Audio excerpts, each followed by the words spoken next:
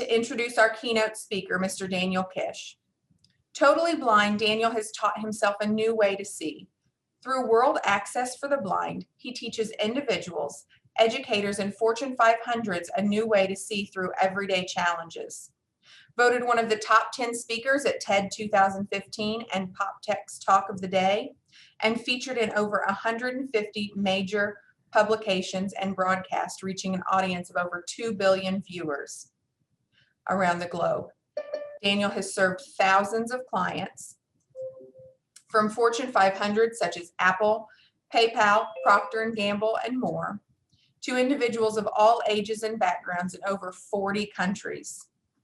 His penetrating ability to activate audiences to navigate any challenge is sought worldwide.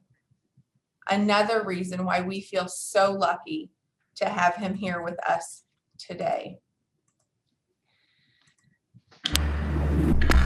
A number of research projects have shown that people who are blind are in some ways redeploying the visual brain in such a way that they are truly seeing and appreciating the world around them, and that visual brain does light up.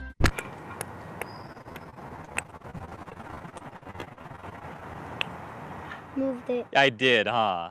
I can't understand how Daniel moves around so well and does things as if he had his sight. What I want the most is for Daniel to teach Kimberly to move around like he does. Somewhere around you there's another pole, and if we listen,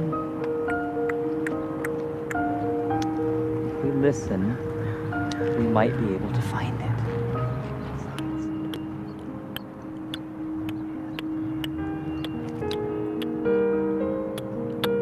And back to the other side.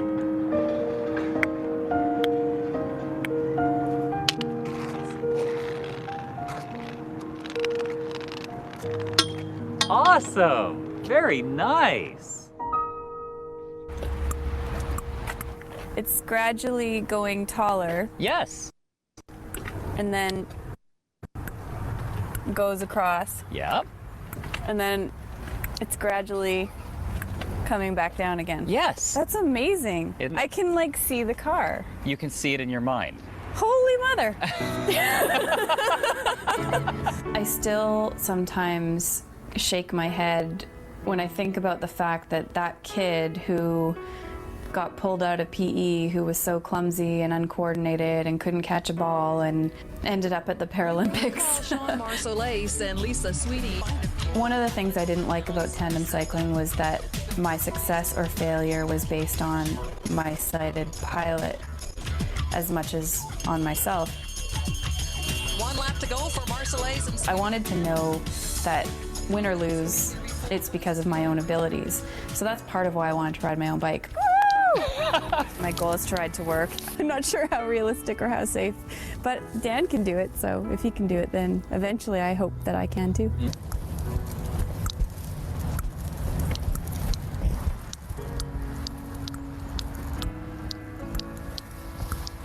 What do you think? Something's here. Excellent. Excellent. Excellent. Very nice.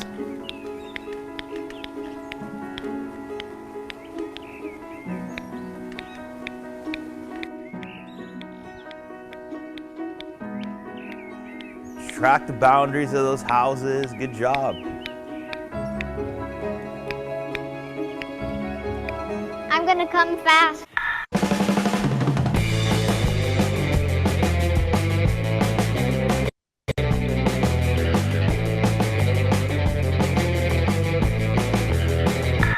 These skills are things that blind people don't typically have access to. And it's the most empowering feeling when you've got somebody who's with you and who is also blind and who's saying, yeah, you can do this, you can do this. It's one of the most empowering experiences I've ever had in my life. And it's not like somebody comes and then all of a sudden you can do everything. You have to keep working at it. Where am I? Okay. Now, you give us your power click, see if you can hear the building still. No building. His personality drives him to know, to understand, to experience, and he has no fear. And he doesn't mind a bit of mishap. I mean, I've seen him crash and burn on a number of occasions, and it does not faze him. He just doesn't care. All right, here's a hill. Follow me. All right. Those are pretty powerful combination of characteristics that will just drive a person forward. Go right, this way. A lot of these kids are heavily supported, so they'll never really be stranded or high and dry. I mean, if you shut down your entire navigational system, someone's going to step in and navigate you. So we kind of undo all of that in our training, bit by bit, to reawaken and reactivate the navigational system. Yep, we're heading towards the building. I worked with her for 7 days. She went from anxiety attacks about leaving her front door alone. By the end of those 7 days, it was getting to the mall on her own and enjoying doing her own shopping. Since learning echolocation, I now have true choice. I'm not abjectly terrified of travelling independently. Oh, what is it? Let's go check it out.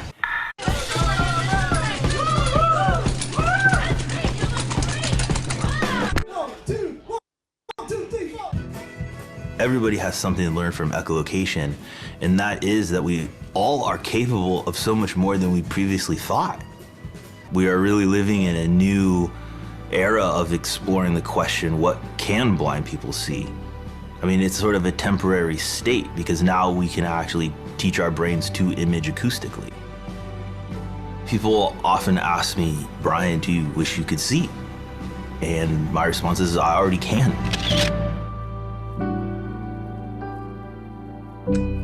So please welcome Daniel Kish.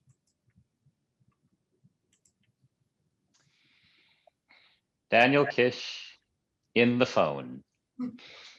So thanks for having me. Did I actually submit that introduction? The bad thing about introductions like that is actually living up to them. So today's talk is really about freedom versus restriction, love versus fear. And the idea is that love nourishes freedom and that fear imposes restriction or imposes limitation. And what do I mean by all of that? When I think of freedom, I think of really self-determined freedom of achievement, freedom to achieve what you like, how you like, when you like, and the self-determination to do so in a manner of one's own choosing, really to establish one's own relationship with the world in a manner that makes one feel secure and equal and efficacious. So self-determination takes many, many different forms. Freedom takes many different forms. I tend to avoid the word independent because I feel that the word independent is culturally loaded, it's situationally loaded, it's personally loaded, it means very many different things to different people. And in my opinion, we've come to kind of pay lip service to it anyway. And so, and it has its place, and it also, there are times when independence isn't necessarily the goal, again, depending on how you define it. So I think of it really more in terms of what I sometimes call strategic interdependence, which is a reality that all of us deal with. Living in communities are interdependent, families are interdependent, social systems are interdependent, society is interdependent. So, but interdependence is kind of a hard thing to say 10 times fast. So I often use the term freedom or liberty. And where love comes from, I want to talk about that a little bit because I'm often asked, how did you grow up to be you? How did I grow up to be me? How did that happen? You know, how did I learn mobility? How did I learn echolocation? How did I learn to get around? How did I learn what I learned? How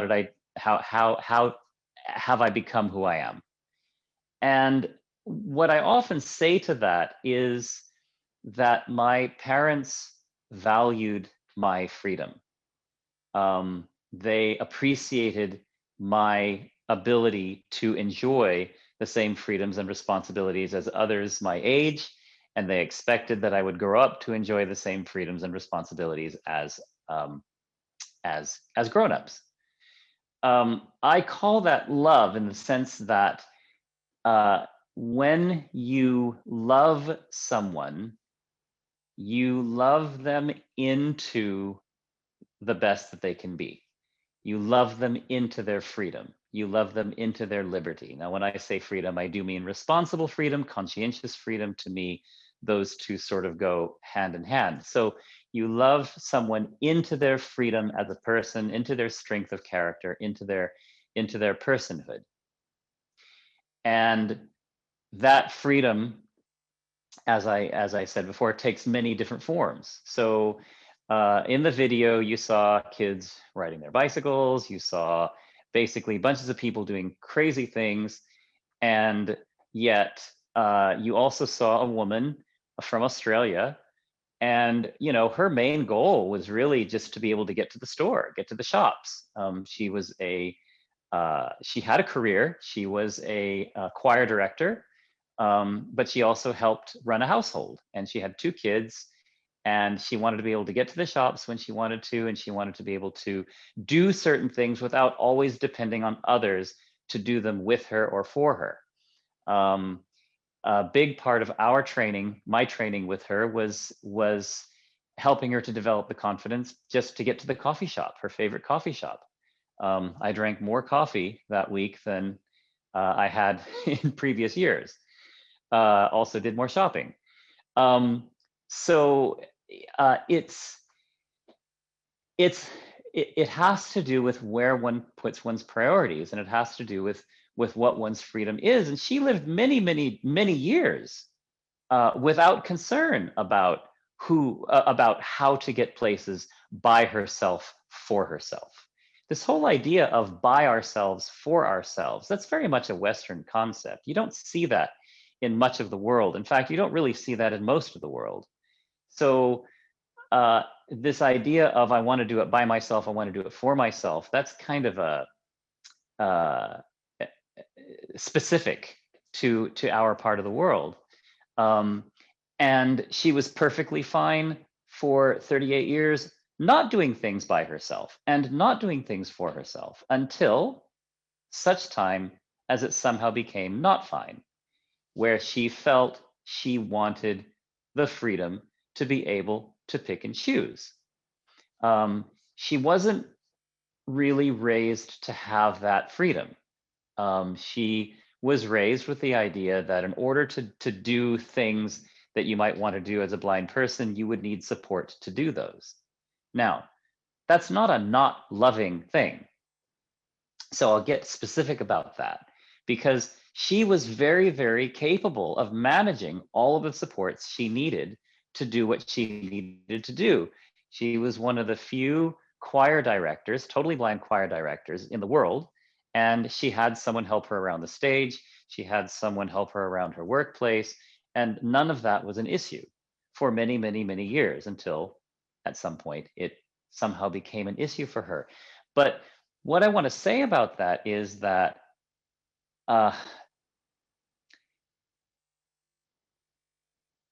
it has to do with what drives our actions and our positions.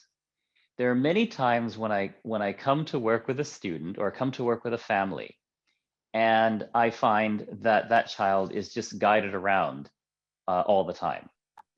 And what I often see in terms of sighted guide and how it's taught is that, and this is particularly true with blind children, is that they are so often not provided the opportunity to choose all of the factors around their own support. Who is going to guide them? How are they going to guide them? Where are they going to guide them? When are they going to guide them? what often happens is they're just assigned a person. They're told who's going to do it, how it's going to happen, when and where it's going to happen. And consequently, blind people often, and particularly blind children, often become quite passive and complacent as to the process, or they become a bit recalcitrant about the process, but they don't necessarily develop the wherewithal and mettle of character to address the process in a self-determined way for themselves. So they may be guided around, they may even want to be guided around or think they want to be guided around, but they've never really been given a choice. And so therefore, they're not really making an informed decision. They're not exercising self-determination. They're essentially being dragged around by whomever.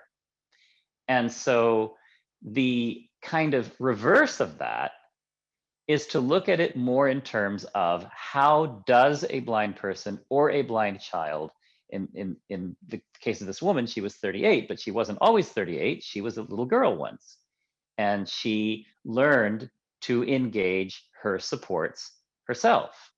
So, and was able to do most of the things that she really wanted to do until, like I say, at some point a wall came up and she decided she wanted to do things a different way.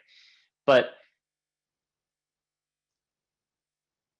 when we think about love, I often ask families, how much freedom do you want for your child? How much freedom do you want for your child? Most parents will say, well, they want all the freedom for their child. Very few parents are going to say, I don't really want freedom for my child. I don't want my child to be free.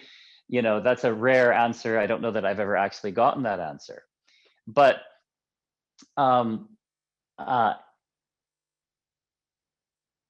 parents love their kids.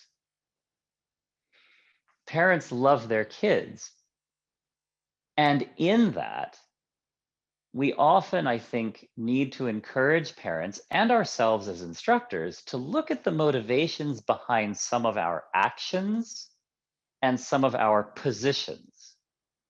Because while our heart may love our children, some of the actions we take or actions we choose not to take, or some of the positions and perspectives that we may choose to hold are not necessarily upheld by that love that we have in our hearts. They may instead be driven more by fear than by love. And that's where we can fall into the trap of restricting our child, of, you know, often in the same of love, in the name of love, in this, with this idea that for your own good, but before you know it, you have a child who isn't able to exercise their own self-determination, isn't able to grow into their own freedom of achievement because of concerns that we may have as a society, that parents may have, that instructors may have. Another example is sometimes I'll come to a family, in fact, this has happened, well, more often than I can talk about here, where the family doesn't want the child to use a cane. So there's no cane, and they're hoping that I can teach them echolocation and that will somehow preclude them from the need to use a cane. I'm not sure why that ever happens, but it does happen sometimes. And so I'll ask them the same question. Well, how much freedom do you want your child to have? Because that cane is going to be an indispensable and critical way for them to see, a way for them to gain security and equality and efficacy. And without that cane, they're simply going to be limited. So we then talk about raising the question, how much freedom do you want your child to have? And we talk about what the concerns are around using the cane. And of course, they tend to be fear-based. They tend to be stigma-based. Stigma is just a manifestation of fear. And I know that very, very well because I grew up shackled by the stigma of the white cane. I was our own worst student when it came to using a cane, or rather resisting using a cane, which I did for many years. And when I came to realize that it was a stigma controlling me rather than myself controlling or seizing control over the situation that I was in, we'll just call it social pressure. For me, the stigma vanished. It just went away because I have control issues and I prefer to be in control rather than be controlled. So once I realized that the stigma was really another way of me being controlled by other people's projections, that went away. And so it's these kinds of talks that I and that we can sometimes have with our families that can call into sharp relief, where is our love and how does our love / their love manifest for their child and motivate their child and their situation toward self-determined freedom of achievement. Another example of engaging support, I had one boy from Canada, from Alberta, and he was very, very sharp, extremely sharp kid, totally blind, bit of a hearing impairment, and his mobility skills were actually quite good. He was coming along with mobility training quite well, but I was an outside consultant, and by the rules or whatever of that area, I was not allowed to work with the boy inside his school. And we were having a conversation at the dinner table at one point. I think the boy was 8 or 9 at the time. And we had probably just done a big lesson of getting around the neighborhood. And at one point, I used to go up there in the snow, and he and I used to work in the snow. And again, he actually did really quite well. But the conversation about getting around school came up. And his mom just casually said, yeah, he does great getting around school. And he piped up and said, yeah, except I can't get to the playground. And now he's maybe 3rd grade, 4th grade, right? So the mom's like shocked, like how you've been in the school for how many years? How can you not get to the playground? She had no idea. And he was very casual about it because of course he went out to play and he did all this stuff. And like, well, then how do you do it? And he just said, he told us that he has a bunch of friends and he lines them up throughout the day. So he decides, who's going to work with him or be with him, where he's going to meet them, and they figure out where they're going to go. And he's got someone for morning break and afternoon break and lunch. And, he had this all lined up, and we didn't teach him how to do that. In fact, he could probably teach me a few things about how to do that because I did not have that social facility as a kid that he had. But he that's how he did it. And he got to the playground every single day and he had his friends and that worked for him. And yet we didn't really have any idea because, when he was off the school grounds and when he was functioning on his own, he did really quite well. So looking at it that way, he had figured out, he'd cracked the code of engaging support. He'd cracked the code, not even engaging support, he'd cracked the code of social engagement, which obviously meant a good, sound social reciprocity. Because if there isn't social reciprocity, this idea of being supported around the school doesn't necessarily last very long. You start to lose people. And he also had a very good support worker who knew to hang back and who knew to be quite transparent to the other kids. She just kept herself out of the way. I actually knew her pretty well, and I knew she was able to do that. She kept herself out of the way. And so she let peers take over. So if there's a situation where a child needs or wants support, my response to that is twofold. First of all, they are expected to take responsibility for that in an age-appropriate way. They are expected to manage that. They're expected to engage that. They're expected to be, graciously responsive and reciprocal to that. And these are the kinds of social skills that can emerge as a natural consequence of strategically engaging and respectfully engaging peer support. So I'm much, much, much more a fan of peer support, especially for kids, than I am of adult or grown-up support. Adult support really throws a wet blanket on the whole thing, because what you have in the end is you have a child who's being supported by a grown-up and the grown-up has accommodated the child. And at the end of the day, the child graduates among peers. There is no longer a grown-up to look after the child, because the child's no longer a child. Everyone around the child is now by definition a peer, and lo and behold, this now grown-up child often does not develop the facility to engage people in a way that is reciprocal and comfortable and respectful and gracious. So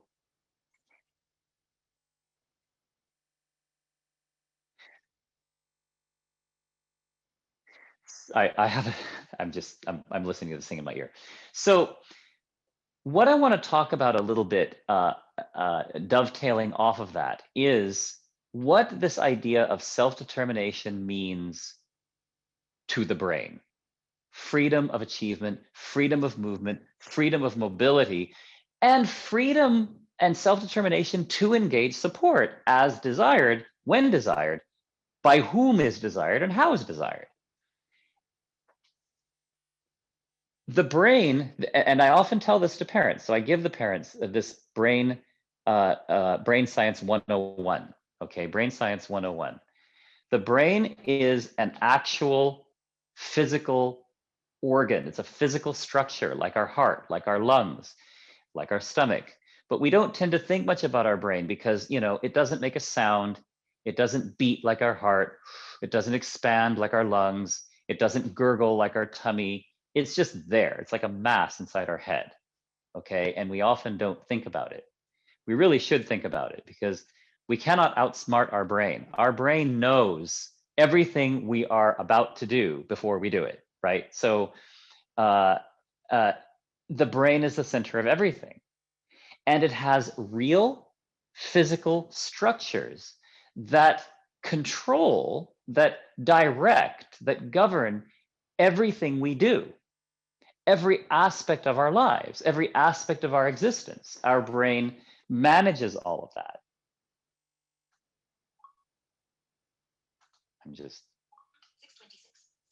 So when it comes to our heart beating, when it comes to digestion, when it comes to our lungs, when it comes to speaking, there are aspects of the brain that control all of that, physical aspects. And when those physical aspects are damaged, we know what can happen to those functions. Those functions can go awry because the physical structures in the brain have been damaged, which impacts the particular function to which that part of the brain was responsible, or for which it was responsible.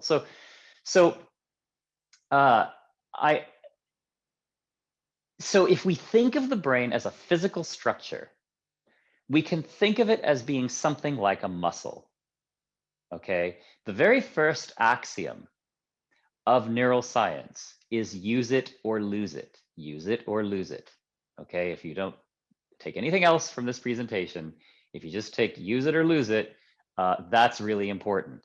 So everything we do is connected to some mechanism or set of mechanisms in our brain. And if those mechanisms are not exercised, they atrophy. If they are exercised, they grow, very much like muscles.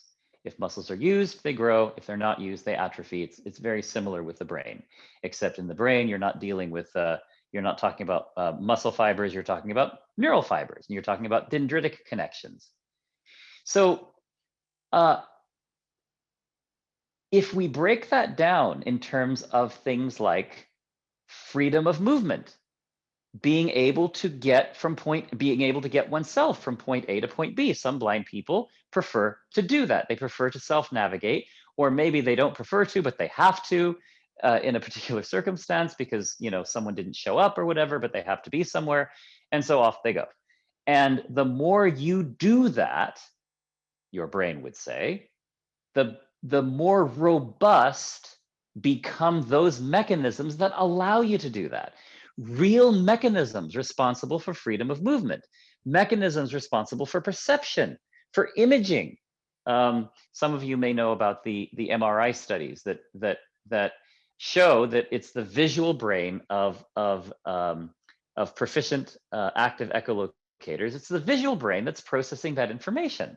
Well, it's the visual brain that processes that information because we told it to do so, because we used that system. We plugged this information into that system over and over and over again until the system went, yeah, I get it. Okay, I'm going to do that for you. So the parietal lobe, back here somewhere, responsible for navigation and part of mapping. It's the center of the head somewhere, the hippocampus, responsible also for mapping. Some of you may know about the famous London cab driver study and how when they looked at cab drivers versus bus drivers, for example. Okay, bus drivers are just following routes. Cab drivers are making it up as they go along, but they learn how to map out their space and they learn how to discover their way through their space. The hippocampi in taxi drivers, these London taxi drivers, was much enlarged compared to bus drivers, right? Well, if a blind person's a rote traveler, one might suppose that if you ran through a similar study, that their hippocampi might be less developed, whereas those blind people who travel freely and who are able to travel off route or familiarize themselves and define their own routes may be more developed. Okay, but if you're like me, as a kid, I was pretty asocial as a kid for various reasons. And I struggled with social engagement. So for me, it was easier to do those things independently. It was easier for me to teach myself these things, easier for me to self-navigate. And so one might argue, hippocampus enlarged, we don't really know that, or maybe Laura Taller at Durham University does. She knows my brain inside and out probably better than I do. But one might hypothesize my hippocampus being quite large. But all these centers that govern social behavior, not so much. I just wasn't very good at it. I didn't do it very much. I wiggled out of it whenever I could. Okay, so, but the important part of that is that the systems around self-determination, being able to coordinate information, to make decisions, and then carry out those decisions, we might also call that executive function. So executive function is a big part of self-determination, being able to coordinate information to make and carry out sound choices and sound judgments. Okay, that is a brain mechanism, or it's a function that results from a set of brain mechanisms. If those mechanisms are not used because a child has been effectively denied choices, everything brought to them instead of them making the arrangements to go to stuff. You know, if you want to go do something, make the arrangement to go do it rather than waiting for it to be brought to you, rather than basically being told what to do, how to do it, and where to do it. And these blind kids are at particular risk, particularly susceptible to this, not just because they're blind. Okay, there's a factor there, of course, but it has to do with how we as society approach the blindness.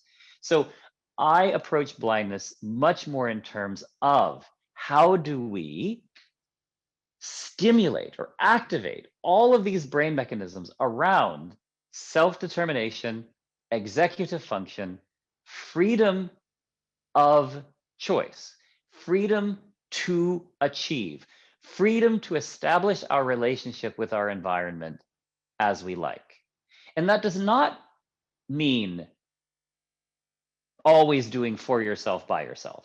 In fact, it may even mean not doing for yourself by yourself much of the time, but it does mean being able to manage yourself, manage your effects, and manage your affairs. And that is something that, well, I was going to say that is something that sighted kids learn from day one. Theoretically and ostensibly, yes. In this day of increased helicopter parenting, we are seeing growing executive dysfunction among sighted kids as well as blind kids, right? So that's a problem. That's a real problem. But vision at least steps in and covers half the gap, okay? If you leave home, assuming you do leave home, and you're executively dysfunctional, you can at least, get a job delivering pizza. Maybe, probably, I mean, nothing against people delivering pizza, but that's either an entry-level position or it's kind of a retirement level position. You're probably not intending to do that all your life. A blind person doesn't do that any part of their life. That's just not an option. It's not a choice. So that these mechanisms around self-determination, around freedom of choice, around freedom of achievement, I believe they're critical. I don't presuppose what choices people should make, how they should exercise their freedoms, as long as they're doing it responsibly and respectfully. Okay, if they're cane users and they don't echolocate, fine. If they're echolocators, fine. If they're people who use a sighted guide all the time, fine. If they're people who use dog guides, fine. All I'm looking for is, can you do it? Are you doing it in a manner that really is self-determined and that really has brought you into your greatest possible freedom? That's what I'm looking for. Now, the love part, for me, that's kind of what underlies this process. A parent loves their child into their freedom. If they are motivated by fear, that does not mean they do not love their child, but that does suggest that motivations that are born of fear are likely to end in restriction. They're likely to end in some kind of limitation. So I feel like we as instructors really kind of want to try and address that with families, with clients. I mean, everything I've said here, I talk a lot about children. It all pertains to adults as well. This woman toward the end of the video that you saw there, I think she was 40 or so when she did that interview. Well, I worked with her as a grown-up, and we had to go through those these same kind of talks with her husband and with her two children, who had been guiding her around everywhere and really had to be convinced that this self-navigation stuff, this taking herself to the mall, this getting herself to the store, that's just a big leap for them, a big reach. And so these were family talks. This was a real sit down heart to heart that we had to have. I call that video Take Charge Part 1. There's a Part 2 to it that you'll see in a minute. That's much shorter. I call that Take Charge Part 1 because what it shows, I feel, is it shows people who are able to make choices and realize those choices. You don't really see people being guided around very much because it's not newsworthy, unfortunately. I mean, Well, it kind of is. I mean, that's more or less how blind folks climb Mount Everest. They're essentially guided up Mount Everest. That's one heck of a trip, and it is newsworthy. But someone getting guided around a store, somehow no one really cares about that. I will tell you a story though that was really remarkable, and some of you have seen a documentary called Extraordinary People, The Boy Who Sees Without Eyes. It was the Ben Underwood documentary. It's 53 minutes long, I think. And I'm in it I and my crew of instructors are in it, working with Ben for about the last 20 minutes. And, Ben was a good echolocator, bless him. But he wasn't a cane user. He just could never bring himself to use the cane. And so he struggled with his echolocation without his cane. I know it well. I did the same thing when I was his age, not with his bravado, but I was just as stubborn, if not more so. And so he struggled with his mobility. There were lots of things he really couldn't do as well as the news made it out. And so we were in a park, and we'd gotten through the park, and we did some things in the park. And then I asked him to find his way out of the park, and he wasn't able to do it. And part of the reason I did that was because he just sort of felt that he had nothing to learn, and so he struggled now to get out of the park. Well, on his way out of the park, which he was really struggling with and was very challenged by, but refused to take any instruction or hints, at least at first, he came across these folks. They're a bit older than he was. I'd say early 20s, late teens, early 20s. They were playing basketball, and they had a game going, and he wanted to play. And so he found his way into the court. He walks up to these folks, and he smooths his way into their game. And not only does he smooth his way into their game, he coordinates what they need to do to enable him to play most effectively. He completely just sort of took over their game, total strangers. And I just watched and actually amazed, because it was the most amazing thing I saw Ben do. Not the echolocation, not the mobility, not all this other stuff that he had been sensationalized for. None of that being his fault. It was the media that jumped on him for this. It was this incredible facility that he had with social engagement.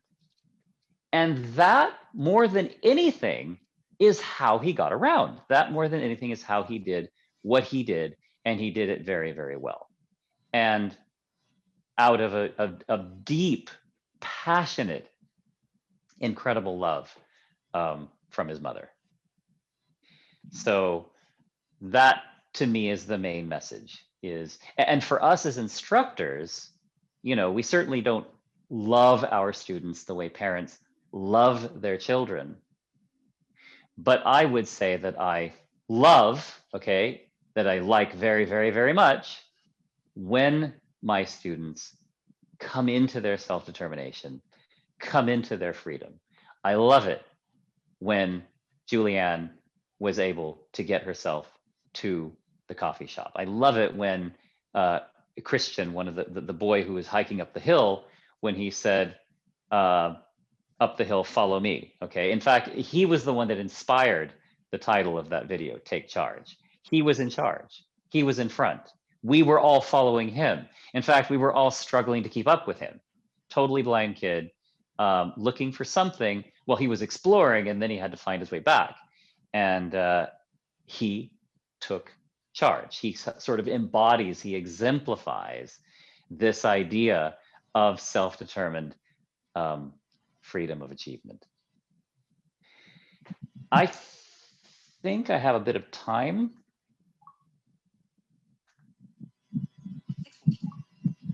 Yeah, because the video I'm going to show is only about 5 minutes. Would it be appropriate to take any Q&A? Yes, if you'd like to, absolutely.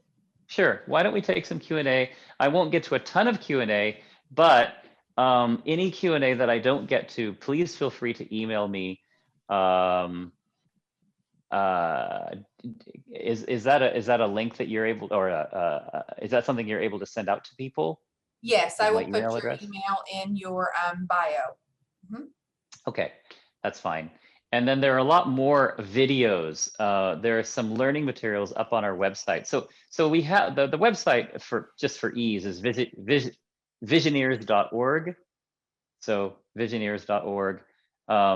And then if you click on textbook or book preview, there's a preview of my textbook on Flash Sonar. And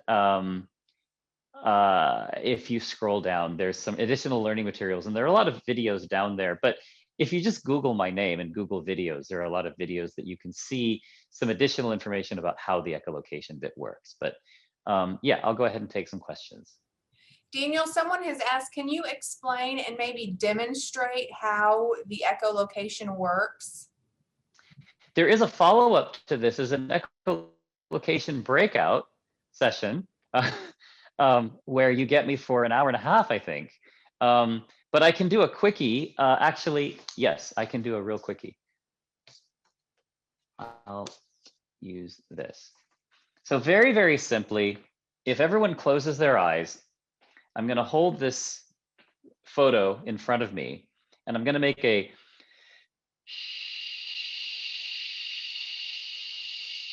sound. And I'm going to keep that sound totally constant. I'm not going to change it at all. It's going to be constant. But listen to what happens to the sound with your eyes closed. Listen to what happens to the sound as I move this photo toward me and away from me.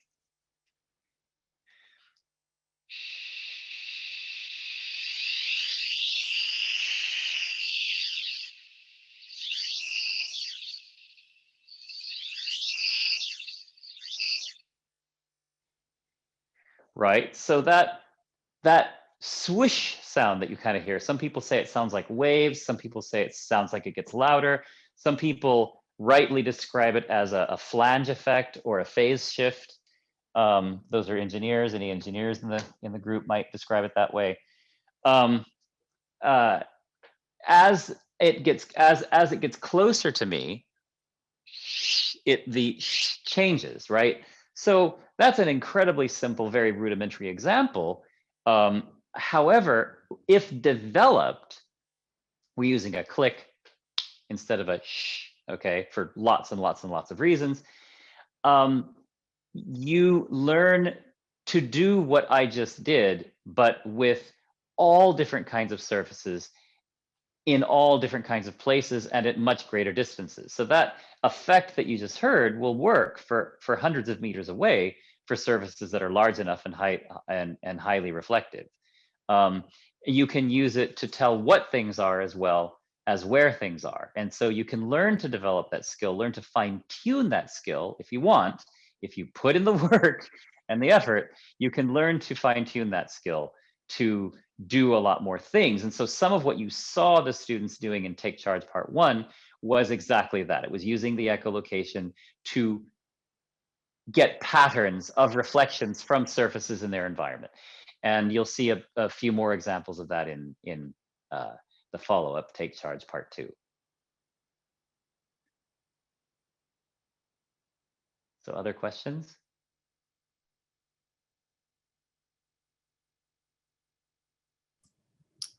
Feel free to unmute and ask if you'd like. Someone said, can you, they love your stories. Do you have another favorite story that you like to share? I do. Oh God, this is one of my favorites. So this was a boy, his name was also Daniel. He was from Mexico. It was in Chihuahua, Mexico. I barely spoke Spanish at the time, and I was staying with this family. The boy was 11. He'd been run over by a gas truck when he was 6.5. He was in surgery for 48 hours while they put him back together. They put him back together except for his optic nerve. And he went from pride of the community, he was one of these little shining star kids that everyone loved, to basically bottom of the totem pole overnight. So much so that I think they had to change schools or something, or change neighborhoods. It was rough. A rough part of town, rough situation. When I got to him, he was 11. Well, he was 10, but I worked with him off and on for 3 years. And down in that part of Mexico, if not all of Mexico, they live, sleep, eat, and breathe soccer. And he wanted to be able to play. So we taught him the echolocation, of course, which he absorbed like a sponge. He just devoured the echolocation. Then you take a regular soccer ball, you put it in a bag, and when it moves across the, actually, I'm going to move it this way. When it moves, you might be able to hear that. Okay, so he could play soccer with the rest of the group with this bag in a ball, with, you know, a little bit of support here and there, but not really. I mean, he was just very good, very competitive, to the point where they wanted him on their team, right? So it helped him completely reestablish his standing in the community. And he was really smart, so he was doing really well with homework and stuff. So people were coming to him for answers, and they wanted him on their soccer team, as long as ball was in the bag, okay? And he could play any position. He could play goalie, he could play whatever. All right, so here we are, 12 years old Daniel. I'm staying with him. I'm playing on the court. I'm rubbish. He's wonderful. And then eventually, as happens, the bag just kind of gives up the ghost. It falls into tatters. He became an expert at surgically repairing the bag. You should see these little micro knots he was tying in the bag, try and keep it together. And eventually the bag just fell apart. And he started playing without the bag. And I'm going, okay, I can't do this. And I just stood back and watched. And he was down to about 75%. He wasn't as good without the bag, for sure, but he was still playing. Well, a boy about Daniel's age, a year older, named Kevin, rode on his bicycle up to the fence. And he had ridden by earlier. He'd seen the bag break. He'd seen Daniel struggling without the bag. And he went home. Was running an errand. He went home and took the trouble to ride back with a spare bag so that Daniel could continue playing his game. And then he came in to play with everyone. And I was just watching this unfold, and I was catching bits and pieces about what happened and why he came back and et cetera. But for me, that was, I mean, if we had to build a world,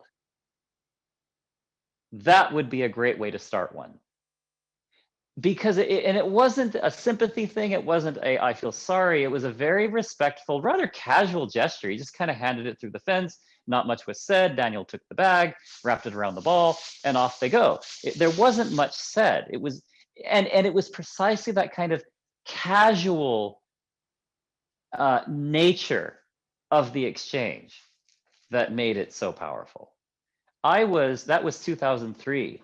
World Access for the Blind was really, really, really struggling in those days. It is now too, thank you, pandemic. But back then, it was really struggling. I mean, my cupboards were literally bare. It was a sad state of affairs. My utilities are off, and I was really wondering, am I doing the right thing? Is this the right course? And that was it. That's really what convinced me to, you know, push on and push through and push forward. And no, this isn't exactly the same ball that Daniel was using. That was a really cool story. We have one, well, we have a couple others, but some might have to wait until your breakout section.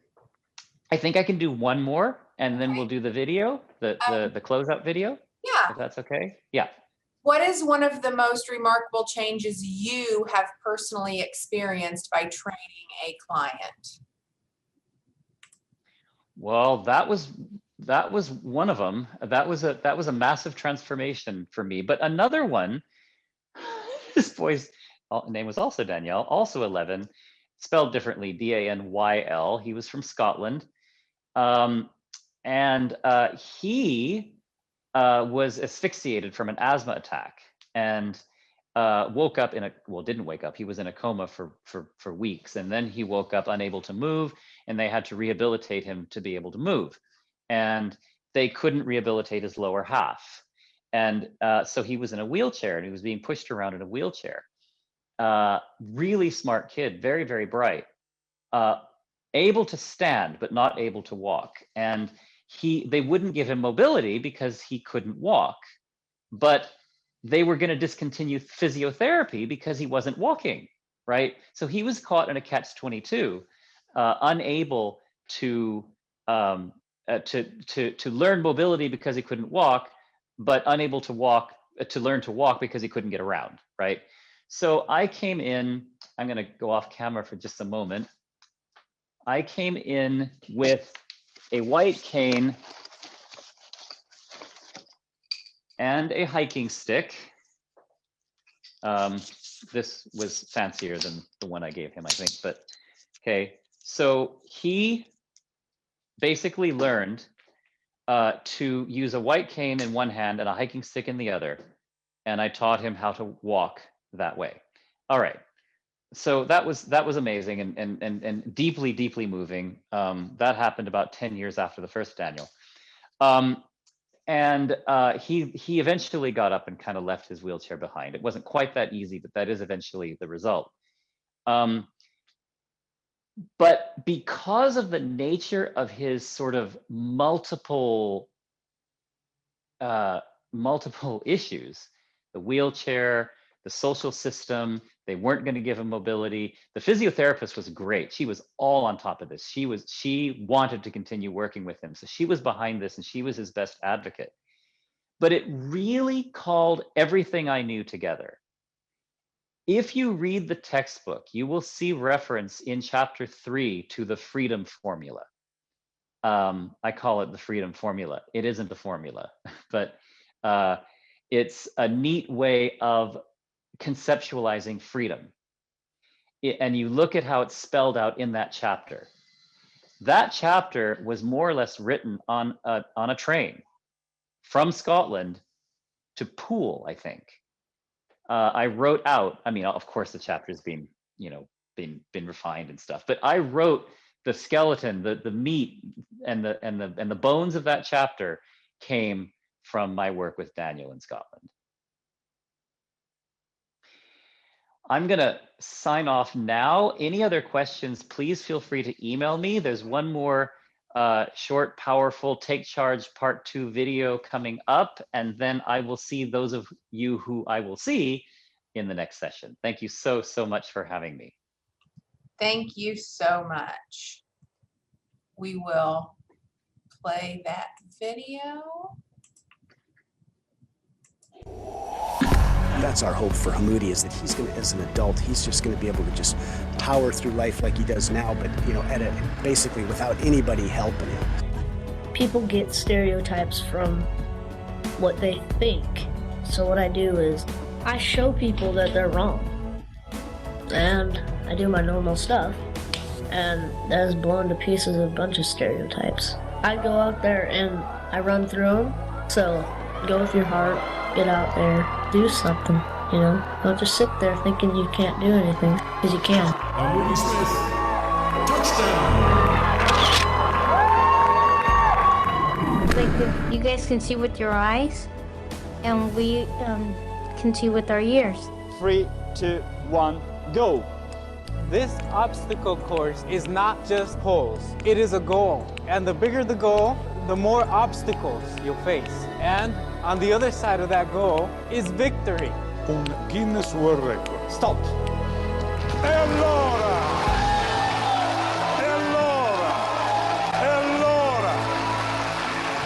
È stato bellissimo vederlo qua. ¡Sí se puede! Sí se puede, sí se puede. Yes, you can.